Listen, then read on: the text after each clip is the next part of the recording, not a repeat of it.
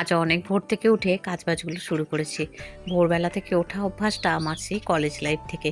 সেই যে ভোরবেলা উঠে সেই শান্ত পরিবেশটাকে উপভোগ করতে শিখে গেছি। এখনও পর্যন্ত বাই চান্স যদি কোনো দিন আমি ভোরবেলায় উঠতে না পারি, এই দিন আমার ভীষণ খারাপ লাগে, নিজের উপর নিজের রাগই ধরে। মনে হয় যেন আজকে কেন উঠলাম না, সারা দিনটা আমার এলোমেলোভাবে কাটবে। হ্যালো এভরিওয়ান, দক্ষিণ 24 পরগনা সোনারপুর থেকে আমি তনিমা নতুন একটা ফেসবুক ভিডিও নিয়ে তোমাদের কাছে চলে এসেছি। যারা আমার ভিডিওগুলো দেখছো, ভালোবাসছো, প্রত্যেককে অসংখ্য ধন্যবাদ। আমার এইভাবে পাশে থেকো। আচ্ছা, একদম 4:30টার সময়ই উঠে পড়েছি।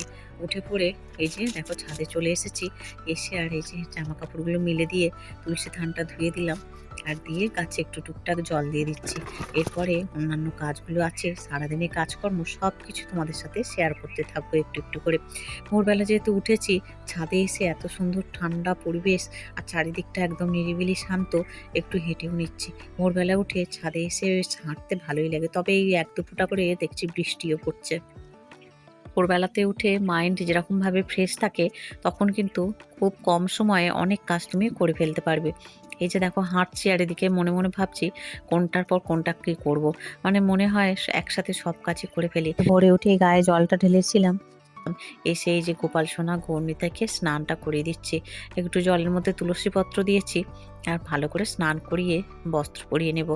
এই যে দেখো তোমাদের সাথে গল্প করতে করতে স্নান করানো হয়ে গেছে, আর এই যে একটা কাপড় দিয়ে ভালো করে মুছিয়ে তারপরে এই যে বস্ত্রগুলো রাখা আছে সেগুলো সুন্দর করে পরিয়ে দেবো। আজকে আবার রান্নাবান্নাও আছে, এরপরে তাড়াতাড়ি করে গিয়ে আবার রান্নাও বসাতে হবে। তাই আর কি ঠাকুর ঘরে খুব বেশি দেরি করলে হবে না। আর যদি এই এখন পূজাটা না করি না, তাহলে পূজাটা সারতে আমার অনেকটা বেলা হয়ে যায়। আমার বেশ কিছুদিন যাবত এরকম হচ্ছিল বলে আমি উঠে একটুও সময় নষ্ট করি না।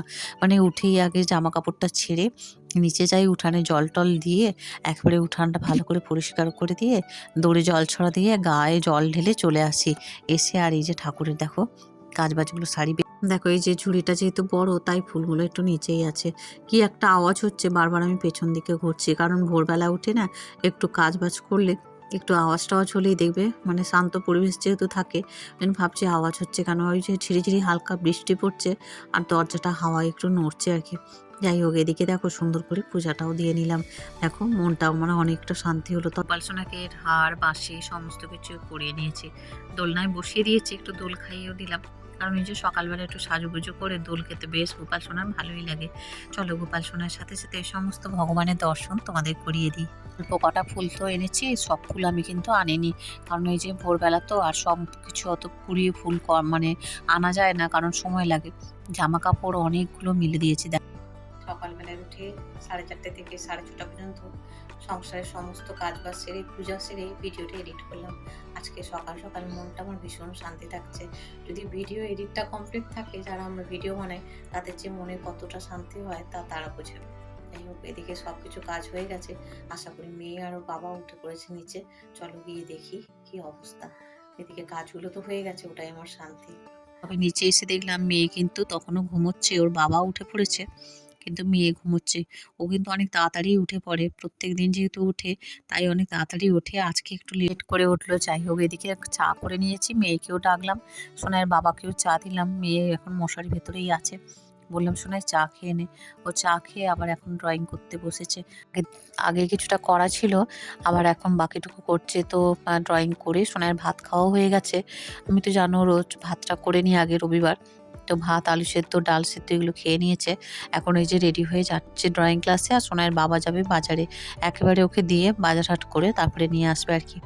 রবিবার দিনটা যেহেতু সারা সপ্তাহের বাজারটা করে, তো সেই জন্য অনেকটা সময়ও লাগবে। ততক্ষণে আমার তো ঘরের সব কাজই হয়ে গেছে। টুকটাক যেগুলো সবজিপাতি আছে সেই দিয়ে ভাবছি রান্নাগুলো কিছুটা এগিয়ে রাখি। এদিকে ভালো এক পশলা বৃষ্টিও হয়ে গেছে, দেখছো উঠানে পুরো জল। তো সোনাইকে এই যে ছাতাটাও বললাম যে ছাতা নিয়ে যাও, নাহলে সোনার বাবা ভুলে যায় খালি ছাতা নিতে। তো এখন এই যে সোনাইকে নিয়ে চলে গেল, ওকে ড্রয়িংয়ে দিয়ে তারপরে ওর বাবা বাজার হাট করে একেবারে নিয়ে আসবে। তবে আজকে হয়তো বললো মাছ নিয়ে আসবে, তো সেই জন্য মাছগুলো বললাম যে তুমি নিয়ে আসো, আমি নয় কেটে নেবো। সোনাইয়ের বাবা ওদিকে সোনাইকে নিয়ে চলে যাওয়ার পর আমি দ্বিতীয়বারের পূজাটা সুন্দর করে সেরে নিলাম। কাছে তো রাধারানীকে বেশ সুন্দরই লাগছে দেখতে। যাই হোক দ্বিতীয়বারের পূজাটা সেরে নিলাম আর একটু মাথায় শ্যাম্পুও করে নিলাম।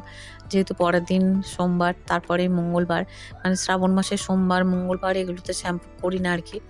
এদিকে দেখো দুপুরে রান্নাবান্নাও করে ফেলেছি। মেয়ে আসার পর স্নান করিয়ে একেবারে ভাত খাইয়ে দিচ্ছি। তো সোনাইয়ের বাবা একটু ইলিশ মাছ এনেছিল আর আমি সকালে চাল কুমড়োর তরকারি, ডাল এগুলো করে রেখেছিলাম। তো সোনাই কিন্তু ইলিশ মাছ খেতে একদমই পছন্দ করে না। যাই হোক আমি একটু মেখে চুখে খাইয়ে দিচ্ছি। তার সাথে কিছুটা মাগুর মাছের ঝালও করে রেখেছিলাম। আগে দেখে সোনাইয়ের খাওয়া দাওয়ার পর সোনাইয়ের বাবাও স্নান করে চলে এসেছিল। দুজনে এখন একসাথে খেতে বসেছি। এই যে রবিবার দিনটাই একসাথে বসে খাওয়া হয় আর কি। নাহলে তো অন্য দিনগুলো আর হয় না। যদি বাই চান্স বাড়িতে থাকে তখন। খাওয়া দাওয়ার পর খানিকক্ষণ ঘুমিয়েছিলাম। ঘুম থেকে উঠে মেয়ে আর আমি দুজনেই চা করে নিলাম। ওর বাবা এখন তো চা খাবে না, এখন ওই 5টার মতো বাজে। এরপরে আমি সন্ধ্যা দিতে যাব। সোনাই কিন্তু একটু দুপুরে ঘুমোয়নি জানো, সারা দুপুরটা জেগেছিল। তো সন্ধ্যা থেকেই ওই জন্য একটু ঝিমাচ্ছিল।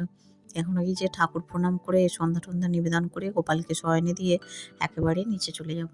ভোরবেলা থেকে উঠে কাজগুলো সেরে রেখেছিলাম বলে সমস্ত কাজ সারাটা দিন অনেকটাই টাইম নিজের মতো করে কাটাতে পেরেছি একটু ফ্রিভাবে। কাজের তেমন কোনো প্রেশার ছিল না।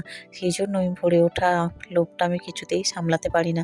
কারণ ভোরে উঠে সমস্ত কাজকর্ম খুব তাড়াতাড়ি করে নিলে তাহলে সারাটা দিন কিন্তু একটু ফ্রিভাবে তুমি কাজবাজগুলো করতে পারবে, যেগুলো বাকি থাকে আর কি। যাই হোক আজকে সারাদিনের রুটিন তোমাদের সাথে শেয়ার করলাম। এই যে ঠাকুর প্রণাম করে একটু নাম সংকীর্তন করে একেবারে নিচে যাব, গিয়ে একটু মেয়ের কাছে বসবো। তো সোনার বাবা আবার যাবে বলছিল একটু সোনারপুরের দিকে।